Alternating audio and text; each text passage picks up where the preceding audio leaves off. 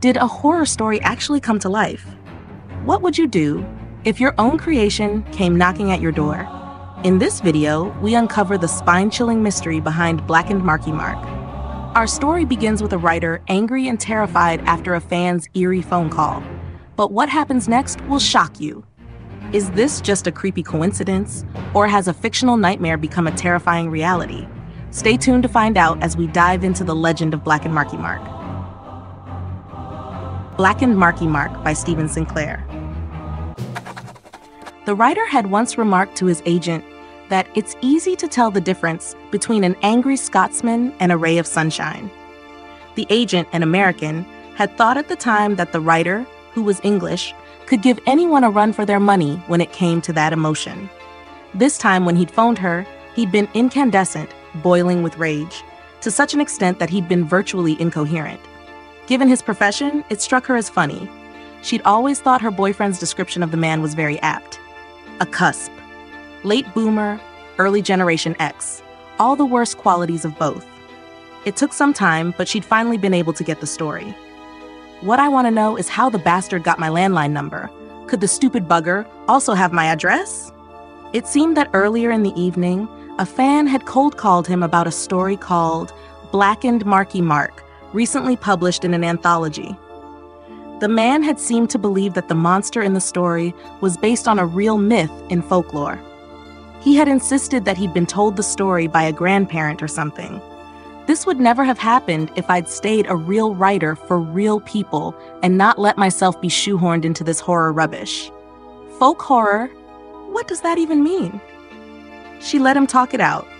She'd heard most of it before, but she put up with it because he'd made her a lot of money. The writer said there was no quality to these millennials and Generation Z fools. They inhabited the filthy pool that was the internet and fed off each other. None of their ideas, if you could even call them that, had any substance, or as he put it, keeping.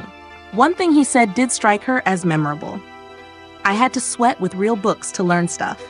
By myself in a crappy, underheated series of libraries, including the bad one at my old comp. You built up some discernment about what you could or couldn't accept as of value. You don't get that from pressing a few buttons. Finally, the writer had calmed down. The agent realized the man was genuinely frightened. I actually believe something like this has happened before, she said. She mentioned a story called Wandering Oscar, told the writer that all hell had broken loose on a thread in a comment section on a channel about folklore. People had also insisted that that monster was a real myth. Apparently, the writer himself had pointed out that it emphatically wasn't. The writer had grunted with satisfaction when she went on to tell him they had refused to believe the man. He made the same noise when she assured him the story was no good, and by a rank amateur. She knew he would like to hear this. She also knew that this was the time to appeal to his considerable vanity. It's the cleverness of your writing that gets them worked up. That poem was brilliant. Marky Mark was the biggest thief you ever seen, O. And he came marching in, O, to burn and steal and kill, O. But the strong men of the bridging tree caught him in the dark of night and tied him to a tree. So their wise old wizard in robes of white could the future try and see, O. See by cutting Marky Mark all open.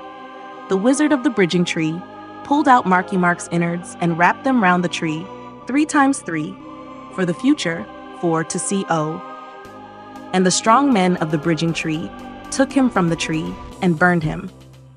The writer had tiredly pointed out that he'd actually written the thing whilst drunk, which he said was the best way to produce the stuff he was now always asked to produce. He said he wasn't actually interested in discussing the fake undergrad cleverness he'd stuffed in that the cranks picked up on and were impressed by. It sickened him. Besides, he added, any of these snowflakes can find out what anthropomancy means. By this time, she had calmed him down. It was a relief to get off the line. The writer had just poured himself a glass of wine when his front doorbell rang. Irritably, he went and answered it. Blackened Marky Mark was standing there. The smell of burnt meat struck the writer. Marky Mark's face was like a blackened mass of burnt flesh and wet charcoal. All of him was. Apart from the red guts he held up in one hand, The other, Blackened Claw, reached out and took the writer by the throat and began to squeeze. Glancing down, the writer was interested to see that Marky Mark wore the military sandals the Romans had called caligate. He observed this in his agony as black motes began to dance before his eyes. Before the blackness took him, he realized it hadn't all been nonsense. Wow, what a chilling tale! Whether you believe it's real or not, the story of Blackened Marky Mark is a reminder of how powerful folklore legends can be. It's fascinating to see how myth can sometimes blur the lines with reality. By the way, have you noticed the reference to the Wandering Oscar? If you haven't met Sinclair's skeleton band yet, make sure you catch up by clicking the video on the left.